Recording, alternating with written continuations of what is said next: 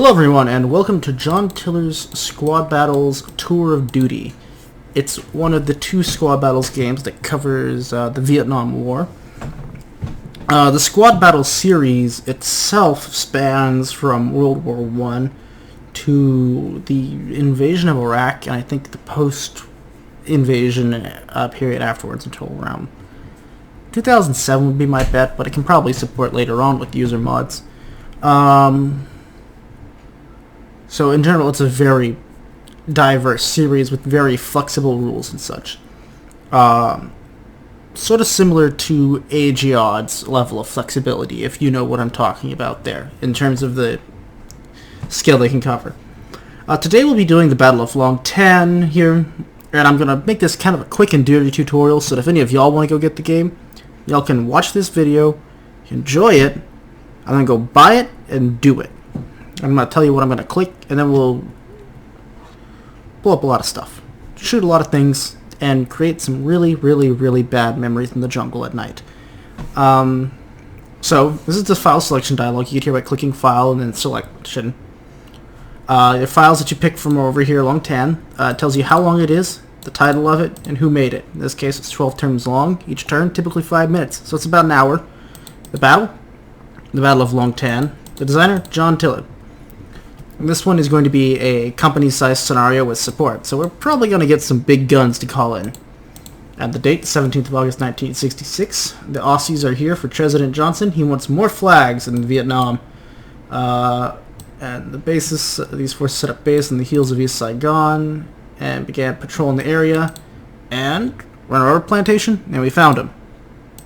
This is the AI selection. We're going to basically, if you want to play a regular game, like another game, you want your side to be manual because you are a person, and the other side to be automatic because they are a computer, and with Fog of War. The rules I like to play with are the optional fire results, vehicle fire over, quality loss, minor fire, and alternate fire density. I don't remember what these mean. I just remember that I like them.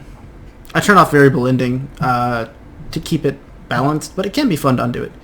Helicopter hovering is a special rule that I actually don't like, but I do understand why it exists. Essentially, that rule is that if a helicopter sits in one place and fires from that hex, it becomes more vulnerable, because it's assumed to be hovering in position.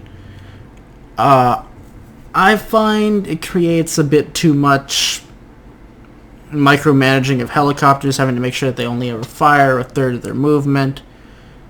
But at the same time, it is a little bit overpowered to have a helicopter just sort of fire all its rockets from the optimal range of above that tree line without actually having to progress closer to the enemy.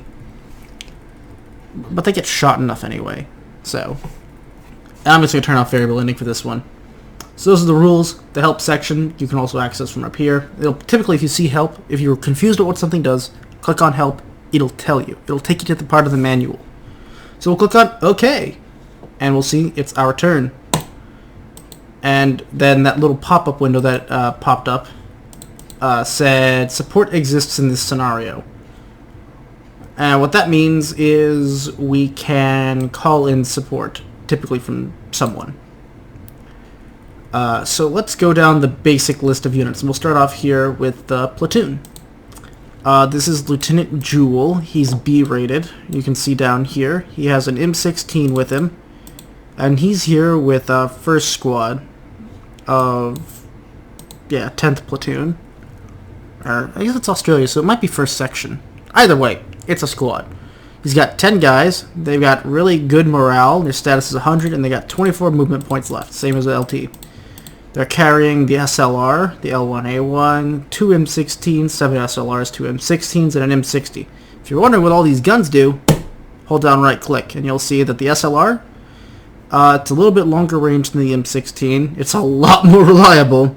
It's a little bit less lethal, but it has better penetration. And penetration is the value you use to compare to cover. So, very briefly, hexes have cover values. So this one, the Orchard has a protection of 6. You would apply your fire as some fraction. So let's say you fire an M16 in there, and the M16 has a penetration of 5, firing it at 6. You would do 5/6 of the damage that you would do to an open hex. The SLR, having a penetration of 7, does full damage. Or has full probability to hit and scare the crap out of people. This means that if you're fighting in the middle of a jungle, the AK-47 is probably a better option than the M16, because A, you can throw it in a pile of mud and it'll be fine. B, it'll go through a tree. And C, you can just fire the damn thing forever. As you'll soon see, our M16s can lose about a quarter of their effectiveness in about 5 minutes. And so this lethality of 18, it's one better than that lethality of 17 for the first minute. And then the gun's gonna be kind of trash. That said, we're lucky we don't have to carry too many of those little bastards around. We've got a lot of F1 submachine guns in the rear squads back here. They've got a range of 4, which is less than the M16, but that probably won't matter considering we're fighting at 1600, which is, what, 4 o'clock? We can get a brief view of... yeah, let's keep going down. It's got a much higher lethality, probably because it's a submachine gun. You get close enough to use it, they're pretty lethal. Not as good as the M60, though.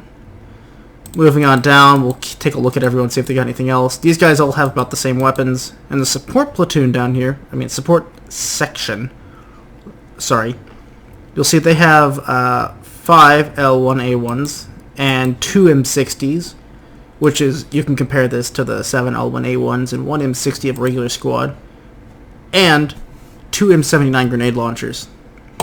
Here's something fun. If you click on a grenade launcher, you'll see that it's loaded with, you can see the ammunition these are all loaded with. So this is 7.62 L1A1 ammunition and 7.62 M60 ammo. And the grenade launcher is loaded with 40mm HE. And we can see here that it has a range of 9, a lethality of 36, and a penetration of 4. If we click this, we can change it to canister fire, and it changes its range to 1, its penetration to 6, and its lethality to 66, making it one of the most lethal weapons we have in our arsenal. But we'll probably leave it on HE, because we're not going to get these guys to assault. But in the early war, every US squad brings one, and they are lethal shotguns that you will just learn to love for the amount of kills they rack up. Okay, continuing on.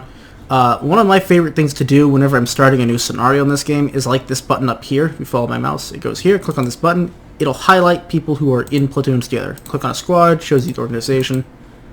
I just like to get a feel for how big platoons are. Because in World War I, platoons are two-sized units that are really supposed to be one unit, and they're like 66 man groups that fit into like these 40 by 40 hexes.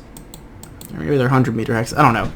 Anyway, here it's more modern. They have much better spacing. And it works kind of like the combat mission double-click, if you've ever double-clicked on something in combat mission.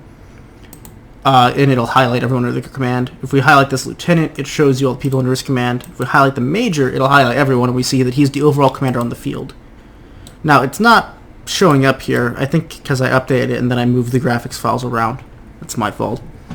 But the RTO is one man with the morale of B, and he has a PRC-25 radio. This and the major, selected together, let me access the artillery support, which tells me I have 6 105mm howitzers. At my beck and call, they're at least, if we go down it, we see that they are minimum delay of 1 turn. So they're on a 5-minute standby at the best case scenario, and a 15-minute scenario, and a 15-minute standby. If the lieutenant's asleep, the sergeant's half dead, and the shells are made of grease or something.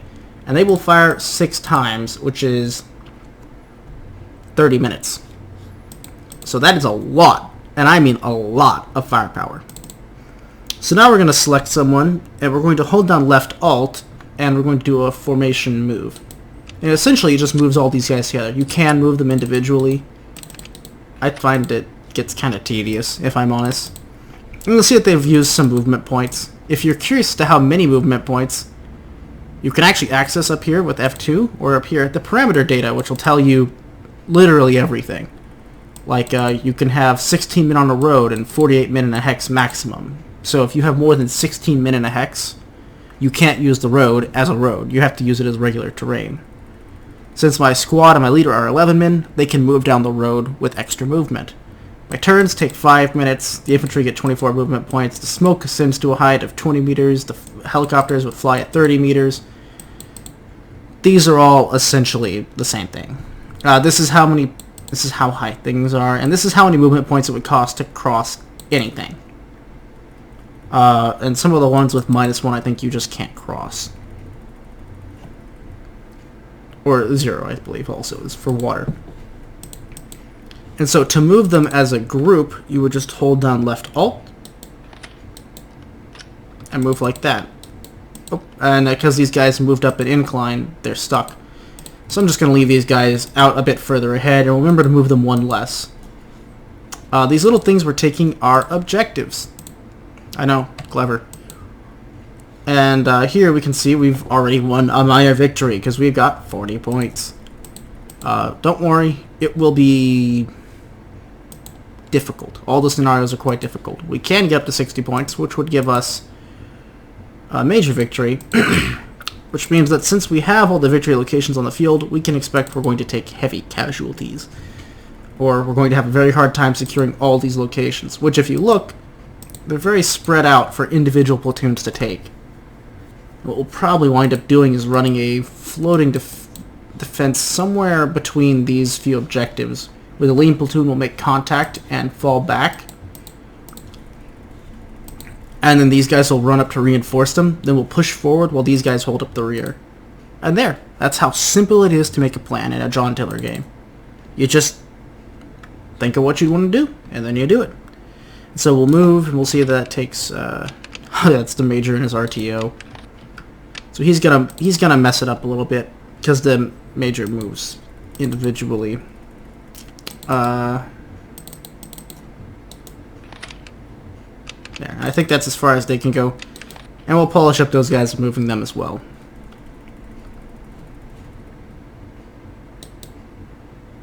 Actually, yeah, it's a little bit messy because the major's in the middle, and the major, technically the line is led by the highest ranking individual, because the army's like kindergarten, I guess, with guns. And we'll just move a bit there. We'll see, are these guys still good to move? Yeah. Because they've gone up in elevation. You can see down here, you get the hex information I should mention.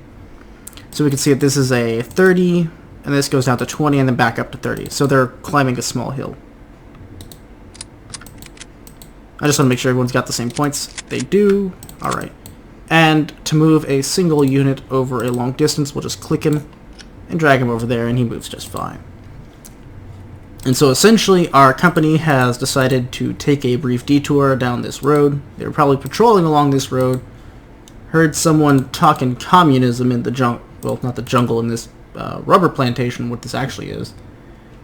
And we're here to snuff out the fires of revolution. Jeez, this is a big plantation.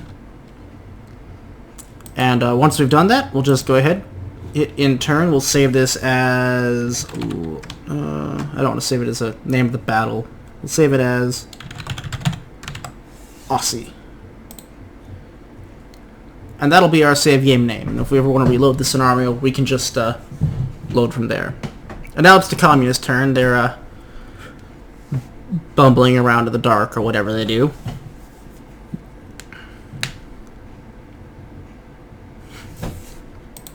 Alright. And so now we really have our first question, which is, do we want to leave this platoon back here to guard our exit from the plantation? And... nah. I'm going on a killing mission here, I think. So now let's check their movement. I want to make sure I can get up this hill. Yeah, we can. And we'll check what we can see. So this is our visible things. I got up by clicking on this crosshair up here. And we can see that we can really only see this hex here. And that if we can move into this orchard, we're going to have very limited visibility. That can be good or bad. If you know where the enemy is, and you don't want to be seen getting close to them, get off the road. But if you want to move quickly, or you want to have long-range fire down a road, stay on the road. Anyway, moving up here will be the first time we are really exposed to a new ridgeline. We'll be exposed to this ridgeline that runs along this objective. So there's a chance we will bump into an ambush. And if we do, we will probably have to scramble around a little bit to deal with it. But since we'll probably establish contact with this ridge, if we do, these guys will swing off over into here. They'll come up the road and go there. These guys will come over there. Alright, we'll hold the lieutenant back. No sense getting our one leader at the point killed and no gunfire. Alright, LT, looks safe enough. This one I'm going to move manually, just for the time being, just to get the squads past the major. As in life, getting the higher ups too close to the lower men tends to confuse people. I don't remember now, actually. How much does it take to move down a road? Where is it?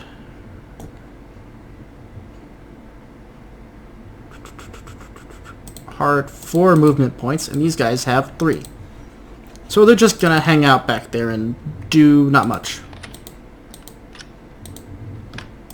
And I know these guys are sitting pretty with the correct number of movement points, and yeah, they're at their end. And the support company will bring up the rear, and we'll leave them on HE for now.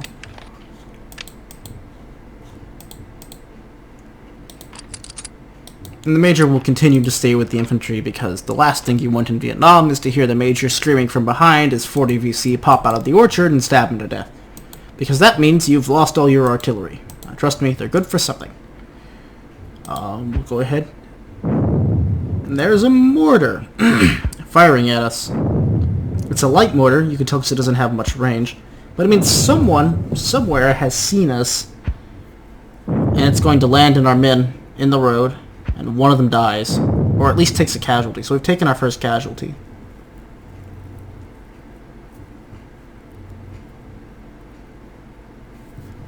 So now we have a decision to make. Oh. There they are. They're on the ridge.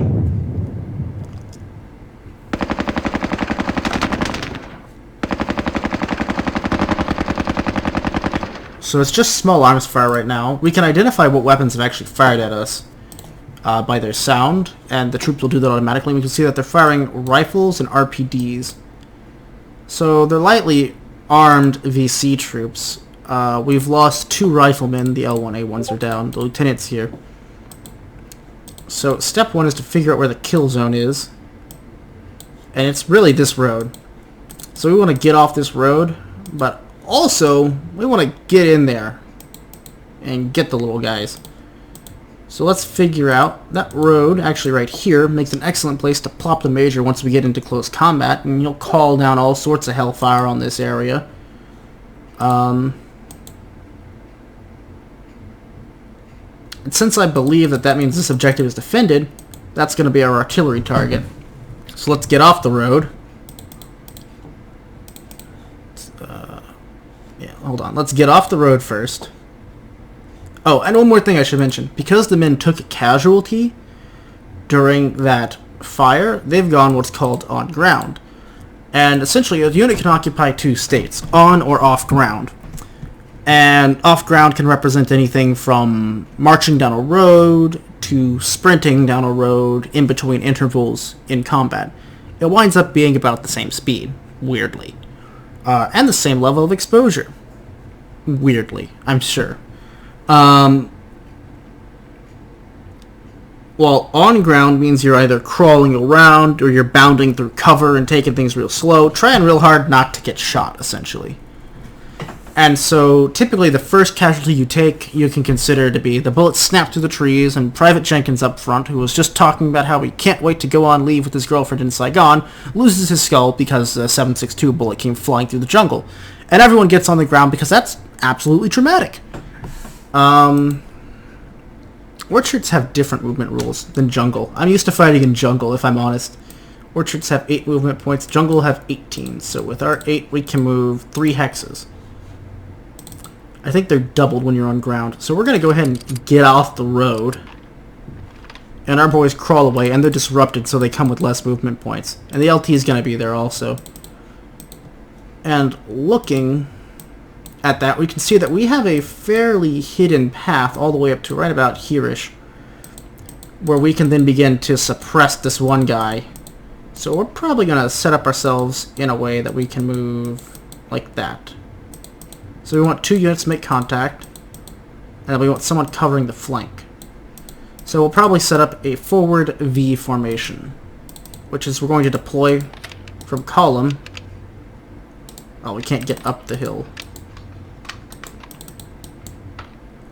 But essentially, we're going to move our men so that they stand here and form sort of a wedge, and then progress this way. Meanwhile, noting that ambush, the lieutenant is going to... The second lieutenant is going to run up here. We're going to try and find a spot where we can protect these guys from being flanked by anyone who might be down here in these orchards or coming up from the side. And typically these objective markers are pretty decent ways to sort of figure it out. So we know we're guarded from them by this ridge line, and so it probably would be wise to set up our formation below the ridge, which is what we're going to go do. We're going to, well, I guess we're going to finish our road march first. And you can assume at this point that they're running. Oh, they had to go up the hill. So the major is also going to go with them. And we'll probably hold our rear guard down here with this platoon, who I think will form into an inverse wedge. Similar to what we're going to do over here with this sort of wedge here, but instead our wedge is going to be facing this way with the support platoon in front, so that if anyone attacks us from the rear, we can quickly shift one of these guys over to and use the other as a tactical reserve to reorient our wedge. It does mean, however, that if we are attacked far to the rear, say they try and cut us off at the road down here and cut off our line of retreat, we're going to be kind of stuck in the orchard for a while. Anyway, so Major's going to get on the phone. Oh, we got to stop moving for that, so... He's going to get on the phone next minute. He was too busy running. And this platoon's in a decent position to catch up to him to support him. Either way, we got no one in the kill box now, so we'll lose sight of them, but they'll still be shooting mortars because they know we're here.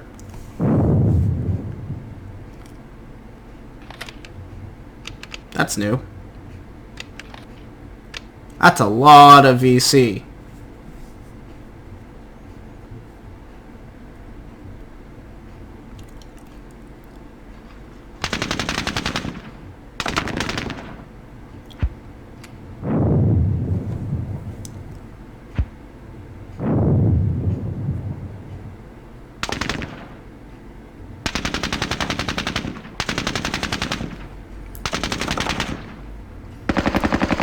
But you can see that now that those men are inside the orchard and on the ground with the lieutenant, they've actually managed to take no casualties despite taking fire from about 3 times their number in VC. And they were even able to return fire. So we'll go ahead and see. This should make them blind to us, so we'll go ahead and scoot up forward that way. That puts us still in line formation. We'll be able to move once we're up over the actual ridge.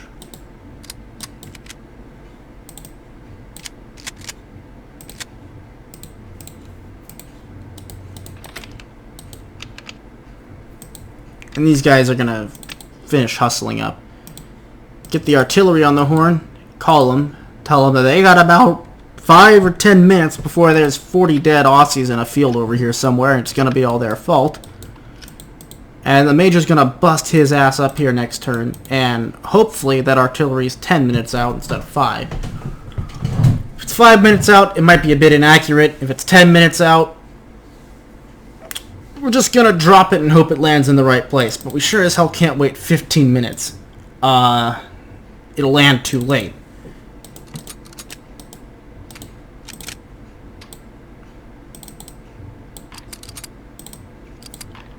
So yeah, these guys are probably going to stay standing for a while. I might actually deploy them along this point in sort of a tripwire formation.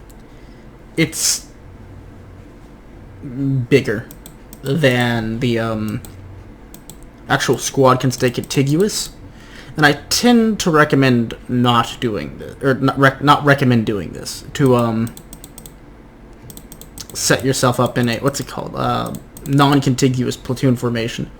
But in a case such as being a rear guard, sometimes it makes more sense to spread them out a bit, because I don't expect any of them to get overwhelmed immediately. Like, I don't expect a company of VC to just come flying out of the orchard with no organization whatsoever. I expect that they'd find a squad and then try and ambush it, and so we'll keep them in such a way that within 5 minutes they can coalesce into a fighting force. And we'll just double check and make sure everyone's moved with this little tire symbol up here. And yeah, everyone's moved. And we've called for that artillery. So let's see what the communists have to say for themselves.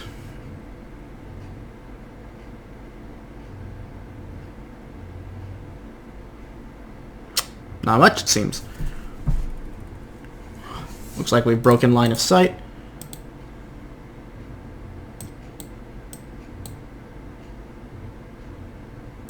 Alright.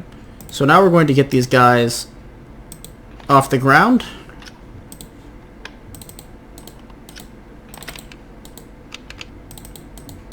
And there's our wedge formation.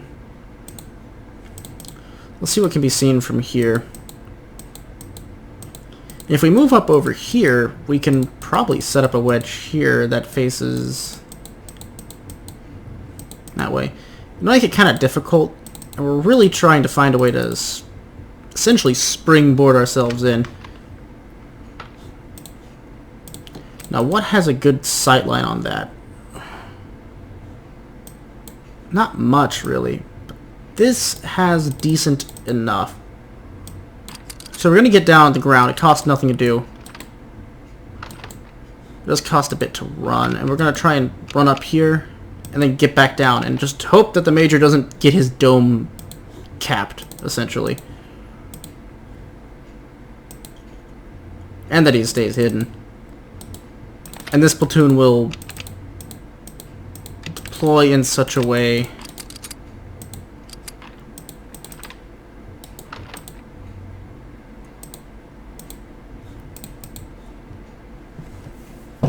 I'm trying to think. Would be the most efficient way to do this.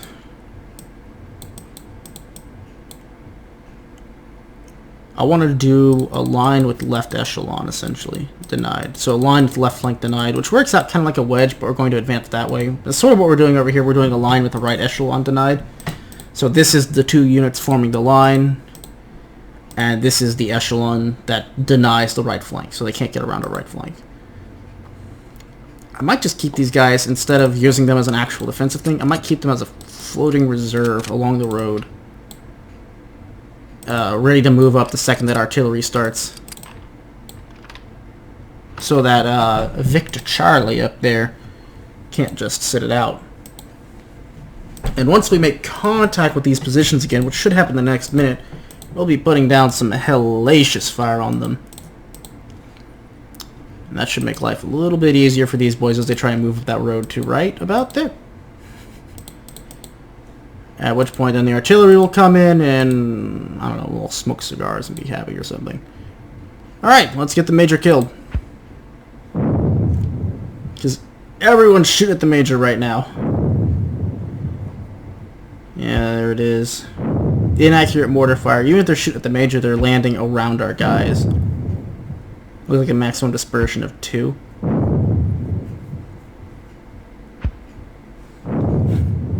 And casualties are assumed, by the way, to be processed in whatever manner is appropriate for a casualty. If they're dead, they're dead. Whatever happens to a dead guy happens to him. Okay, now these guys are on the ground. Let's see. And if they're wounded, they're assumed to have been processed and I don't know, dragged along or left where they are or put someplace safe. There's assumed to be some sort of company casualty collection point somewhere. So we're going to do this. We're going to run this left flank over and run those guys like that. That means that next turn we can bust up over this hill. I'm going to move these guys up though because it'll make it easier to get over the hill. We'll stack our boys up beneath the ridge. And with your range of 9, can you hit it? No, I can't. How about now?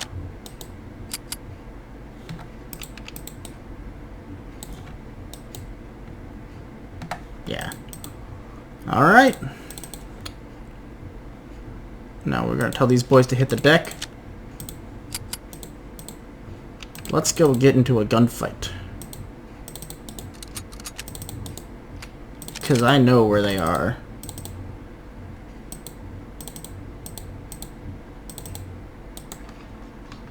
And we'll leave these guys out there.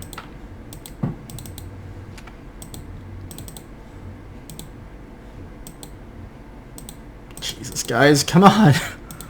Artillery's taken quite a while. We're not going to get the maximum fire out of it, which means that artillery's just going to land. So now we just want to make contact with the enemy. Oh, they've come out.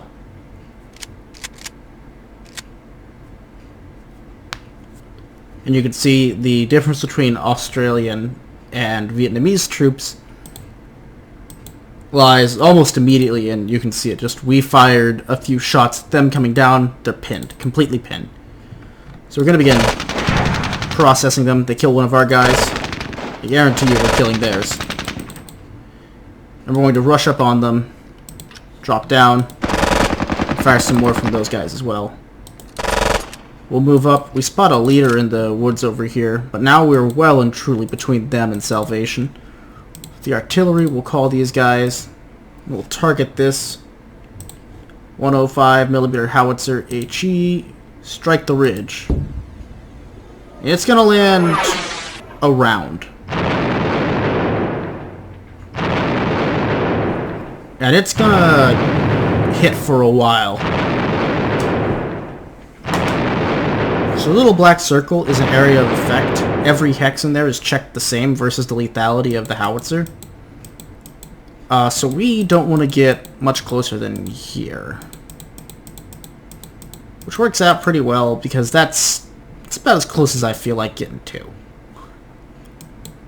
And right now we're pulling an Allied minor victory. We can only really tell. So one thing we can do is we can tell how many tens of enemies we've killed. Which works pretty well for the bigger scenarios as a guesstimate. Anyway, there are times we should get to work suppressing them. I'll let it work for 10 minutes before we do anything crazy. And we want to advance in this sort of covered fashion up to here. So that's movement of 3. So up 1 and over 3, up 1 over 3. So we'll be exposed with up 1 over 3 would put us there. I think I'll just have him go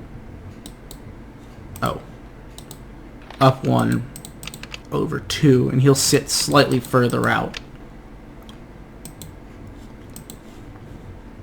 And that'll help us manage our threats, and that way if this guy spots someone coming up to try and flank us, we can just pull back immediately.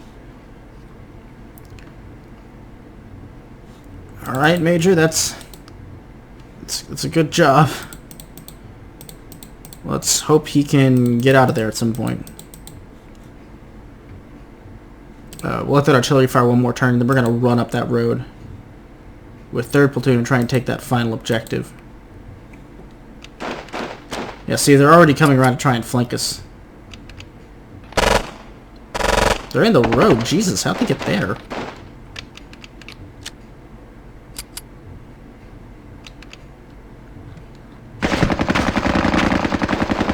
So this squad's gotten itself outflanked.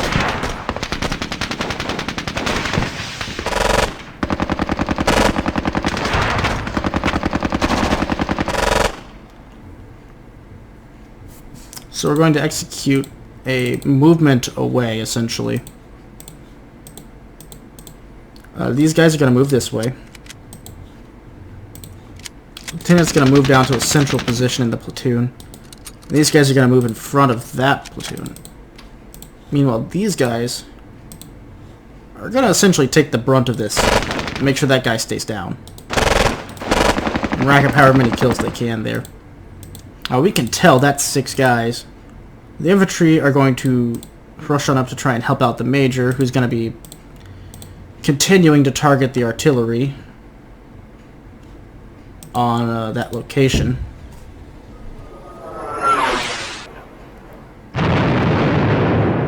Then they'll land around. But since they seem to be sneaking up on us, I kind of wonder where they're coming from. And I think what I'm going to do is actually spread this platoon out and use them to try and get a better idea of just what's going on. So they take a casualty, but they drop to the ground and return fire. There's a lot of guys over there, and they're pretty disrupted. And they've taken some losses. So we're not doing god-awful. Not yet, anyway. Lieutenant will probably try and push these guys off the road, because I just don't like where they are. It freaks me out a bit. I'm gonna have that squad move up to keep the major from being rushed. And they'll return fire. And you'll see that even though they fire all their weapons, they lose a man right there to superior Australian marksmanship. We'll have this squad rush forward and then drop.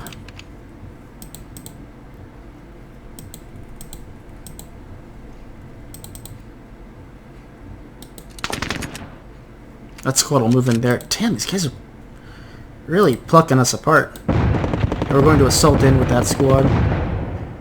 And there, that pushes them off the point at least.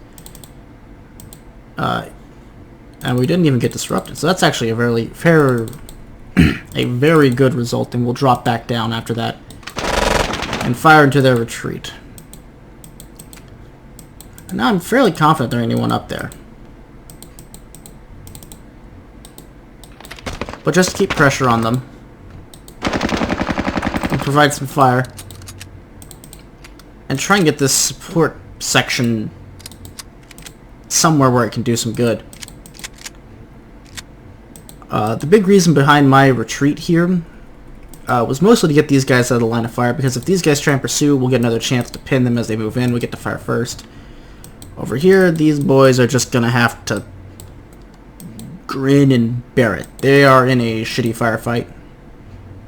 And we're going to try and maneuver this platoon over so that we can get this squad firing on them from behind, or maybe this squad firing on them from behind. But it is going to take a bit of time. And we're just going to have to hope the artillery hits them where it hurts. Yeah, so they done something. They're moving back that way, which makes me wonder what they're up to. You can see a large concentration of enemies up there.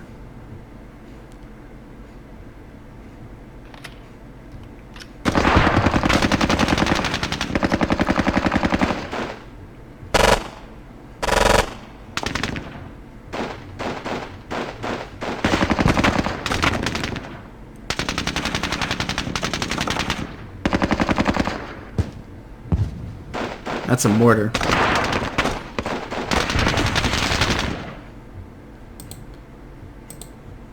Alright, so the major on the radio, once again.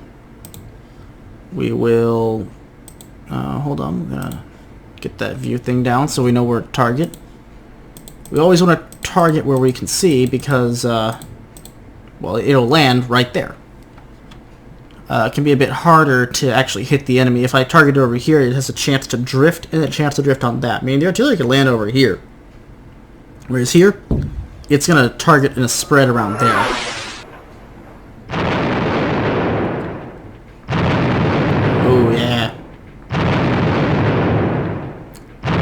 Those are good hits. That's the kind of stuff that pins them down. And you can see here just how that superiority of support means that even though we're just a company, and it looks like that's a... what's that? That's a platoon of men with support weapons. So if that's a platoon and there's more around us, I'm going to guess these guys came from their own platoon. I'm going to guess there's a platoon over here somewhere since he's retreating that direction. We're facing at least a company that has us surrounded.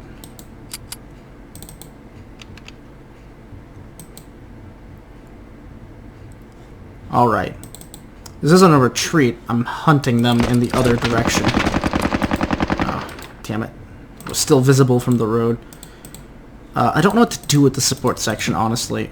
Well, I don't know what to do. I'm just not entirely sure. They're gonna crawl out in the road. They'll return fire. What can see this guy? A lot of guys can see that guy. We are going to fuck his day up. We've dropped the M60, and you can see its reliability has gone down to 50. That happens because of dirt, grime. The guy who was carrying the bullets got shot. Who knows? But essentially that means that it will fire at about half strength, so its lethality now is about 15. We can compare that to the percentage of our other weapons and see that the M60 is actually not really worth picking back up. It might be if this battle lasted all day. Most Vietnam battles don't last all day because they're insurgency actions. Some of the World War I battles last all day, and you have people carrying all kinds of random shit around at the end of it. Yeah. Gonna be working on our body count today, boys. We're gonna try and move ourselves into a position where we are going to be in maximum cover, but also have maximum effectiveness. So we've disrupted them. These guys are pinned down. We're going to move back and try and sort of re-encroach on them. Keep them from breathing. Meanwhile, these guys are having a hard time down here. We'll make sure to fire with them first. Pinned him instantly. We'll keep the lieutenant where he is then. Just hope he doesn't get shot. He's an extra gun. But you can see that the M16 firing at that rate. He's fired for literally 5 minutes now. And his gun is at 68% effectiveness. The M16 is not a good gun. So now we're going to take this lieutenant. I'm not sure what to do with him, really. I think I'll put him here, and I'll have the support section...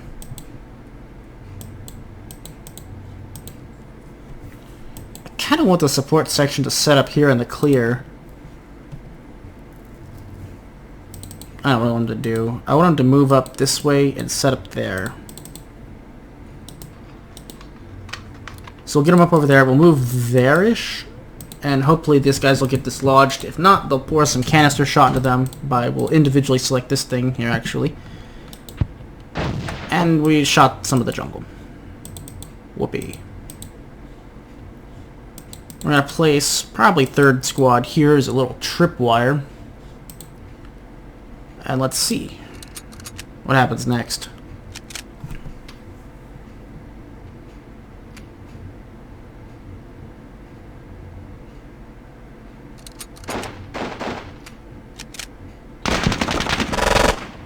So that firefight down on the eastern side of our patrols, it's expanding a bit now. Or at least it's continuing, I should say.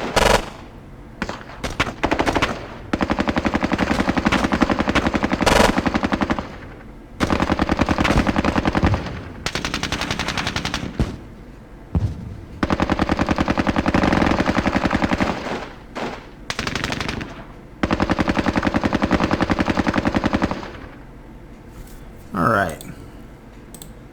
More support is available.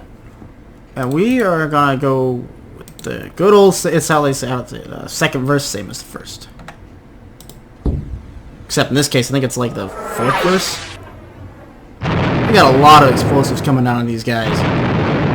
And so that shell hits both of these guys. That hits nothing, except whatever's out there.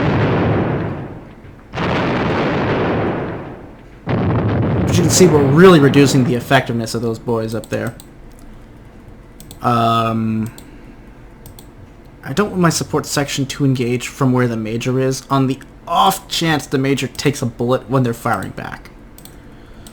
So we're going to have them run up forward this way, then drop, and we're just going to pour some murderous fire in on them.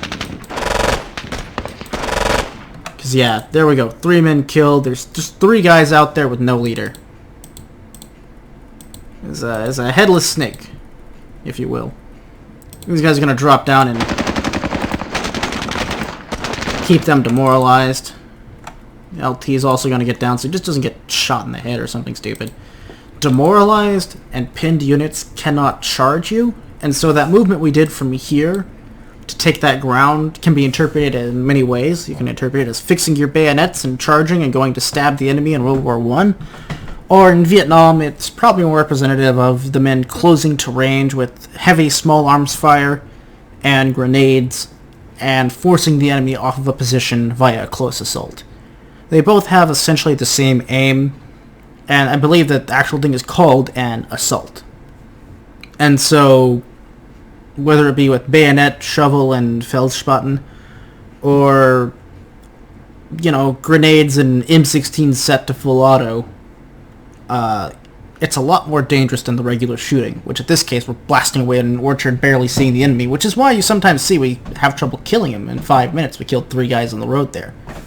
There's a lot of bullets flying around right now. I'm not sure what I want to do with this platoon. I don't want to move them forward and expose them to fire from this entire ridge, because that's...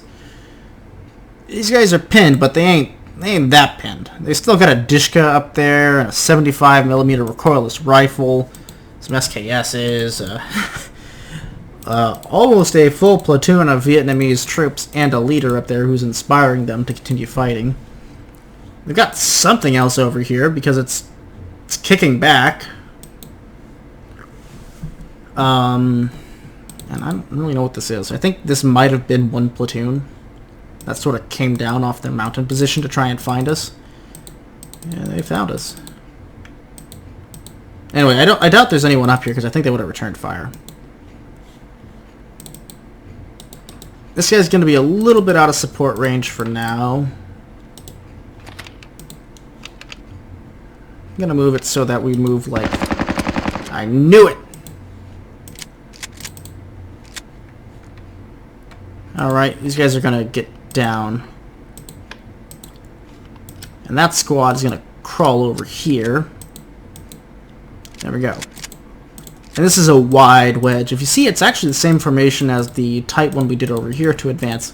But this one gives us much wider visibility. So we actually have visibility all the way along here, as opposed to just along here. And you want to use this one when you're trying to figure out where the heck this guy came from and where his buddy is. And there he is. So now we found him. We'll move up this guy next turn, and we will kill him. Meanwhile, artillery shells are falling from the sky like it's raining in Vietnam. Not an unusual phenomenon, but the rain is made of steel instead of water. I'm going to move these guys down here and just try and rack up some extra points with the body count. Lieutenant can just sit where he is, really. He's doing a mighty fine job.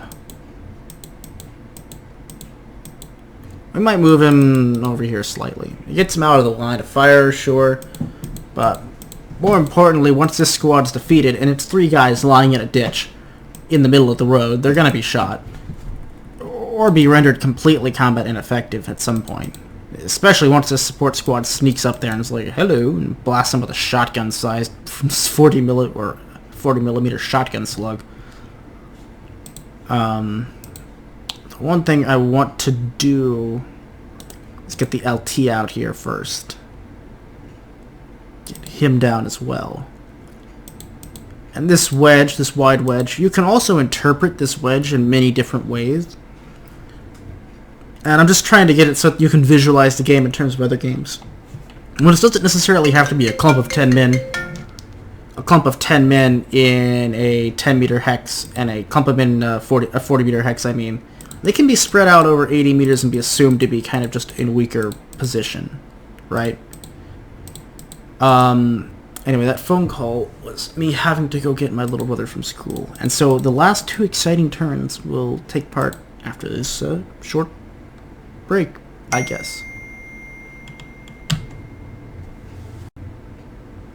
Alright, and I'm back. Let's just real quick check and see who's moved. Looks like everyone except, this platoon on the right. I haven't got to them yet. You guys have all used all your movement, right? Yeah. Putting some fire down on those guys. Must be only 3 guys now.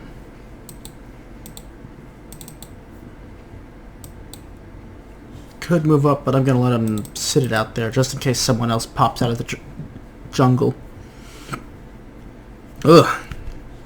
Some weird hiccups.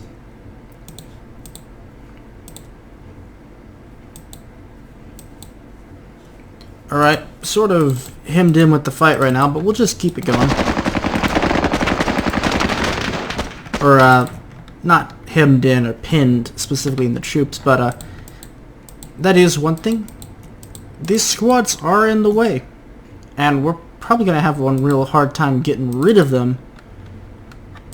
Well, we might be able to push up this way, which might let us push forward on towards there, which will let us get a squad up there and get some fire on these guys. But I don't know if we'd be able to get enough fire, really. And it might just cost us men at this point. With 2 turns left, it probably doesn't matter that much. Ooh, but now they're demoralized. Yeah, we'll move up, and it was just 1 guy left. And we've taken him out. Let's try and get a general overview of how we're doing so far. We're coming out of a major victory. We've lost 12 men so far, but it looks like the Vietnamese have lost around 30. And to protect our flank, we're gonna once again kind of, well... These guys aren't in much danger. Pinned units can't move towards enemy units, and so they can't move that way. They can't move that way. So we're just gonna keep them hemmed in there and keep firing on them.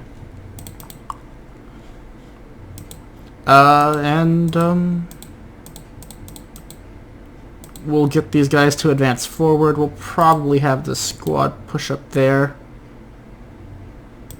And the LT will move over there. So LT will go ahead and pop on up so he can move faster. And okay, gotta make sure I select the squad and not the lieutenant. Oh, and just in case the mouse doesn't show up, there are several ways to select a squad. You can double click on the hex. You can click on the hex and click on the squad.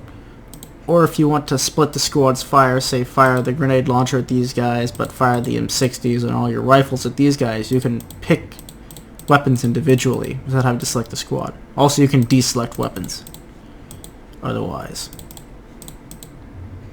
And it's just it's a really cool thing, and it can represent anything from squad splitting its firepower to just guys shooting all around. It's interesting stuff. And the turns, the shooting turns are ambiguous, and what I mean by that is when you target a unit, it's essentially a third of the unit's firepower for 5 minutes is directed at that guy. Whether that means you shot at him for a third of 5 minutes and switch targets, and then switch targets again, or just a third of the squad sort of generally fired at them. And so fire can be distributed from squads in that sort of way. Alright, let's move on to next turn, where hopefully not everyone dies. Oh, we'll turn off that.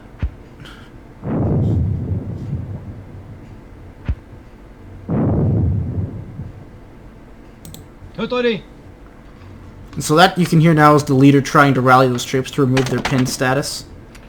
Yeah, and they try and push up in front of us, and they get pinned between the lieutenant and the squad. It looks like we moved in right in front of their squad, so we're gonna bump these guys down here and try and get in front of them, fall back that way. And we have essentially ambushed their platoon, trying to ambush our platoon. Because I could smell it. Oh, but the lieutenant gets charged.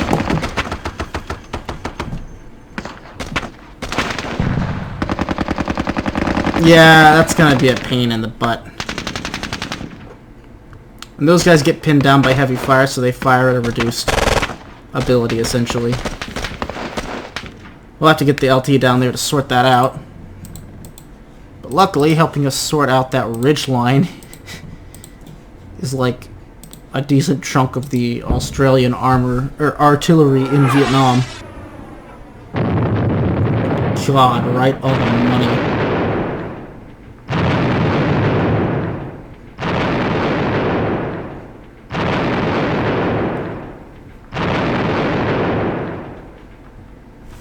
And there we go.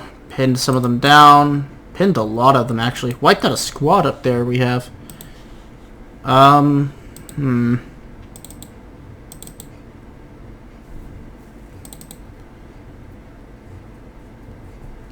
It's kind of a weird one.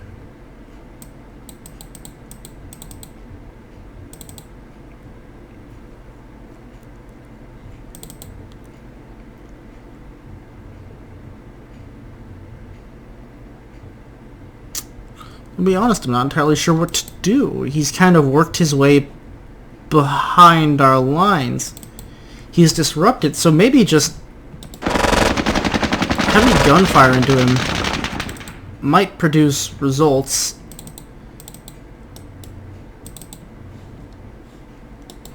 Of some kind. So we're just gonna form up on either side of him and blast the absolute hell out of him. So now he's completely surrounded, but still not in a great position as far as we're concerned. Now there's 5 guys down there.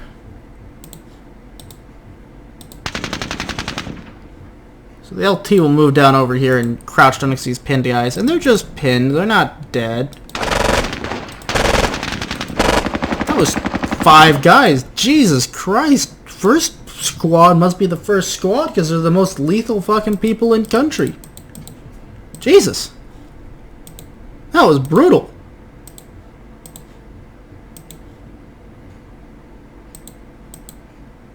Alright, we can see these guys and they're pinned down. These guys are disrupted, which means they attack that assault, that thing that we do. They would assault with half of their value. So we're gonna run. Oh, they can't do that. No, we're just gonna start laying into them then. I think there's a leader up here. Maybe we'll get him. Maybe we won't. Either way, the LT will move up there, and we'll just stay up.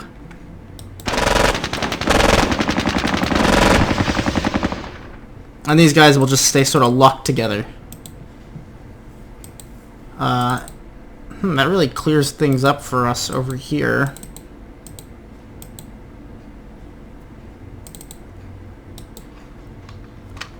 To pour just a ton of fire into this area with our support, squad, which is what I really want to be getting done.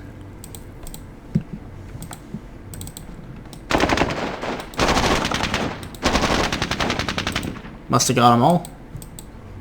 That eliminates all the problems these guys were facing, except for the, what is it, emplaced machine gun and full platoon of Vietnamese troops. So it's eliminated some of their problems. You can see that our rifles are starting to get real worn down in some of these platoons that have been in hard contact for a while. Like these guys are getting worn down to about 75% effectiveness. And their M16s, if they were actually working them, yeah, over here they're down to trash because they've barely been used. But the American forces, you'll just see them running around at the end of an hour with M16s at the base level of condition. Like half the things work. No, a quarter of the things work. It's like, God, you'd have better luck in Vietnam with a fucking super soaker. Let's see, and that's everyone moved. And all the support called. So let's see, I think it's one more turn. A lot of gunfire going to happen in this last one. So I'm pretty sure a lot of guys are about to pop out down here on this platoon that just lost its lieutenant. There's that mortar again. Wonder what they've been up to.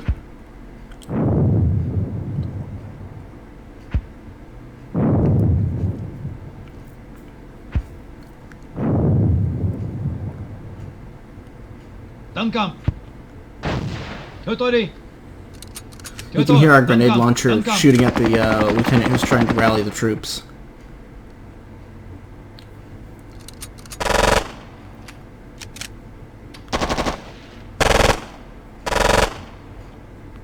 Yeah, and now we've wound up sort of behind their lines.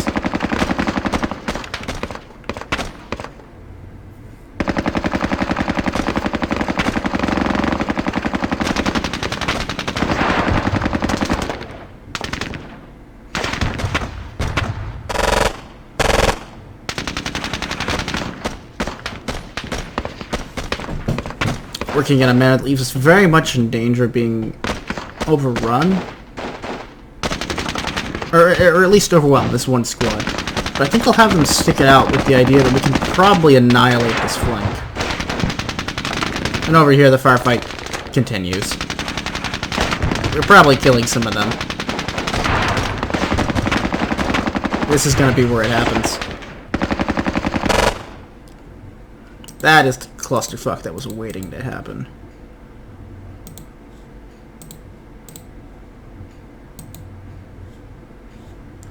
Let's call it in.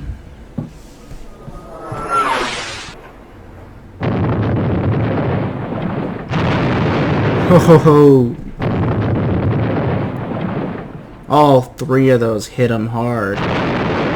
4 artillery hits on him. We have plastered that area. So the LT is going to try and rally the men a bit. Well, first I'm going to try and get rid of as many of these guys as possible.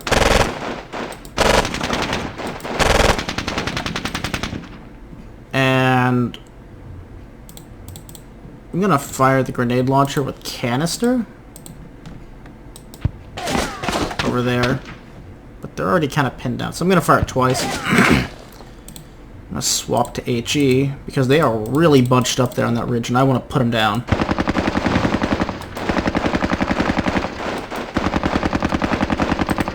And there.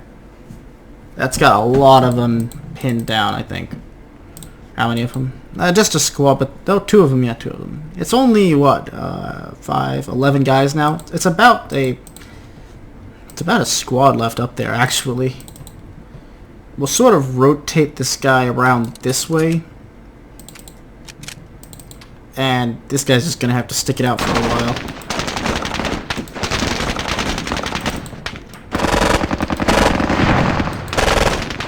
Life's just gonna suck for a bit.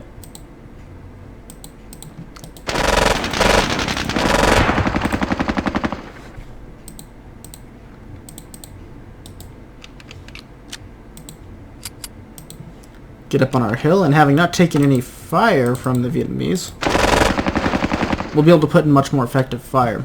Oh, and that's one more thing I forgot to mention about the fire calculation that I read in the manual the other day. But essentially, range does play a large factor in how effective your weapon is. Essentially, at maximum range, at range 5, the M16 does half the damage normal. So that lethality of 18 is actually a lethality of 9 at range 5. At range 2.5, it becomes a lethality of 18, and at range 1, it becomes like 19, 20 or something? I don't really remember the exact thing. So essentially, closing the range with the enemy almost always makes it much more lethal. So you can see these guys are going to have, with a range of 2, are going to have more effect on these guys than these guys are over here, except for the LNG, which is just well within range and is racking it up. Anyway, since we can't move in to shoot because the scenario ends this turn, I would normally push up, but more base of fire. And we've gotten a bit spread out. This platoon's kind of out of formation. This support section is just doing weird stuff on its own. There's platoons all over the place. We'll start to push these guys up. Try and get some sort of wedge formation going in this direction. Because I think the main Vietnamese push is coming down this way. Looks like they never cut us off to the rear. We'll see if I missed anyone. I don't think so.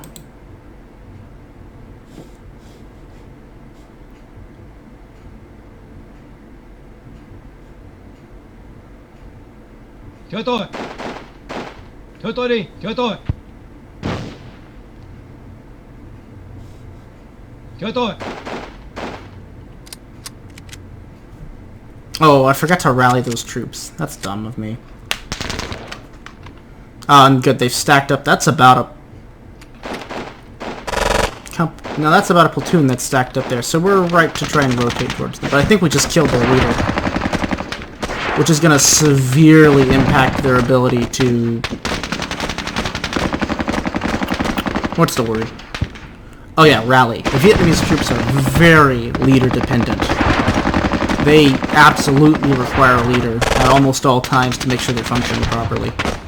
Without a leader, they just stay pinned forever, like over here, and they become completely combat ineffective. So getting them all stacked up like that and then shooting the guy in charge means there's what, like 30 guys in a 40-meter hex with no idea where to go. They're done.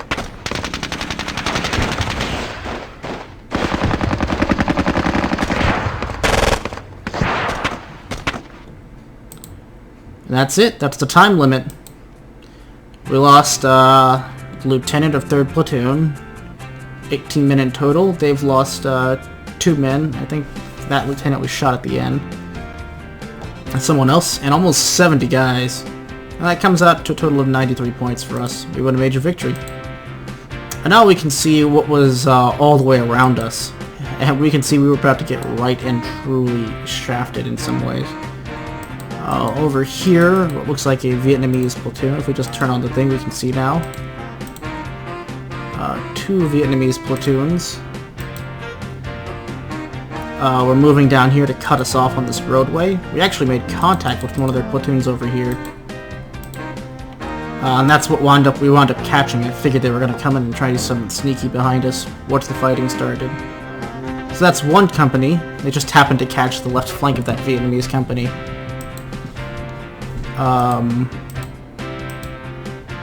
Yeah, over here in this road, we just turned into a giant killing field. You can see the number of weapons down in the little corner. 4 guys were left over here, so it was 4 versus 8 for probably a few minutes. And we shot their machine gun out. And their machine guns are pretty lethal. They just have a shorter range, but they're about as good as the M60.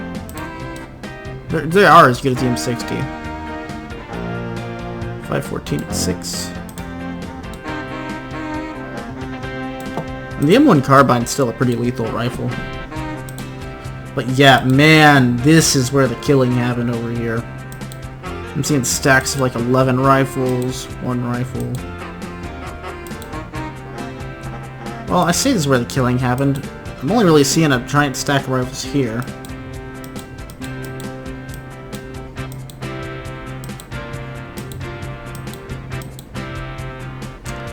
Yeah, it looks like it was about 12 guys here, and they lost about 70, so they must have lost 4, 5, 6, 12. About 20 guys there. 4 guys there. Big old clusterfuck over here. So it looks like what happened is we crossed this road, we went into the orchard exactly like we were supposed to. Took our victory point. We made first contact with the enemy here, where Private Jenkins got his head shredded by apparently an emplaced 50 caliber machine gun, so his head might have actually exploded. Or his chest, or whatever part of him there was. That platoon filed out to the right, where they then made contact with some sort of Vietnamese force coming down, which hit them as they tried to advance. This platoon, which had gone off to the left, just wound up never actually being needed for their original purpose, which was to keep this area over here from being used as a flank against us. Just in case they tried something sneaky, like coming down this trail and then coming up and around that way. It never got used for that. So they just were gonna form the left flank of an assault, but the assault never materialized because this platoon just kind of came through and started flowing around these guys. And so they just kind of wound up being a nice little fire guard on the left flank. Even though they were never really in a great position for much. They still did quite a bit despite their bad position. I did want to show you though one more thing. When these units get pinned, they can't move towards an enemy. And if they move away from an enemy, they become demoralized. And the way you cure that is you select the lieutenant and the squad, and you click on this red flag, and the lieutenant will make a check versus his status. In this case, Lieutenant Evans is a B level 1. And it will roll a dice based on some factors that you can find in the manual to try and remove the pinned status. Which is what this Vietnamese Captain Trung up here was doing. Oh, he was a captain. Must have killed the lieutenant at some point in time. So there's Lieutenant Din. Oh, okay. Lieutenant Du. Yeah, we must have killed someone important at some point in time. Because the captain was over here trying to organize just anything he could in that hex. And he was doing so pretty successfully. None of them are pinned, despite our best efforts to keep them all stuffed down. They kept some pretty good fire coming out, but these 5 guys over here with those SKSs couldn't keep it up. And yeah, we essentially managed to eliminate everything around him. Well, yeah, this wound up being the best place for an artillery target. So the Major really did pick a good spot to spend the entire battle, just on the phone, essentially. But it's a good thing we moved that squad back, because he was in real danger of getting schwacked. Much like the lieutenant, who just got rushed by, what is that? 6 guys. Such a shame. But man, they slapped back. He got hit by a grand total of like 27 men. And so his 3 guys just got pushed down. And the rest of their platoon was, what's that, 8 and 7? Yeah, they had no chance of really assaulting these guys off that area. They could probably have moved around the side and taken the objective if the turn lasted longer, but this firefight happened at the end and was just... Whew, I love the game. It creates very Vietnam firefights of, I smell an ambush, you run back and you just bump into them, and in the last 20 minutes of carrying light battle, just this massive firefight happens, and they probably all pull back now. Anyway, this was the Australian contribution to the war. Long time. There you go. Thanks for watching. I'll probably do some more videos on this. I actually really enjoy the Vietnam one. I might do a U.S. battalion patrol with 2 companies, so 2 of these sections of troops. I like to operate them somewhat codependently. And this one, the platoons tend to operate fairly independently in the game. As you can see here, that like this platoon had its own firefight and kind of got stuck over there. These guys had their own sort of firefight. These guys wound up running around doing a lot of stuff on their own. The companies tend to work together in that sort of weird way, in that they're big enough that like this company would probably form a fixing force for this entire area. Another company would like try and take this trail to go flank them or something, and would probably bump into these guys and have their own firefight over here, but they'd be working together. Whereas these platoons all sort of wound up working... These 2 guys wound up working together trying to take that, and this guy wound up sort of doing his own thing, holding the rear. Actually, I'm kind of curious, but, yeah, okay, I thought the casualties were lighter back there. But it wound up, we lost, what, 2, 3, 7 guys? 8 guys, including the lieutenant. Out of, 31. So that's not great. It's not a good day in Hollywood. It's like 85% casualties, I think. Or, I mean, 85% of the men are left available. Oh well, they're doing good. The Major's happy enough.